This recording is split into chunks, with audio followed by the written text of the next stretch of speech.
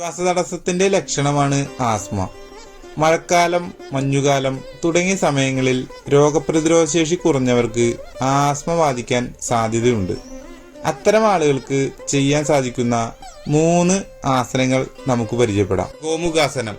2 കാലുകളുടെ മുട്ടുകൾ ഒന്നിനു മുകളിൽ മറ്റൊന്ന് വരത്തക്ക വിധം നിവർന്നിരിക്കുക. കൈകൾ പുറകിലായി കോർത്തു പിടിക്കുക. സാധാരണ ശ്വാസത്തിൽ തുടരുക. കൈകൾ തിരിച്ചു കൊണ്ടുവരിക. കാലുകൾ ഓരോന്നായി തിരിച്ചു കൊണ്ടുവരിക. വക്രാസന. വലതുകാലു മടക്കി കുത്തി നിർത്തുക. ഇടത് കൈ മുകളിലേക്ക് ഉയർത്തി കാലിന്റെ തള്ളവിരലിൽ പിടിക്കുക.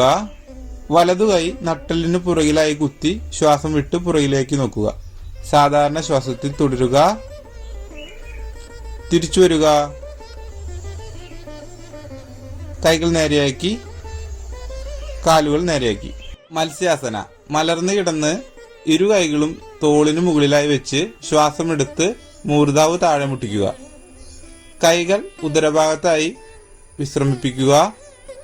സാധാരണ ശ്വാസത്തിൽ തുടരുക. കൈകൾ തിരിച്ചു കൊണ്ടുപോവുക. കൈകളുടെ സപ്പോർട്ടോടുകൂടി കഴുത്ത് നേരെയാക്കുക. ശവാസനത്തിൽ വിശ്രമിക്കുക.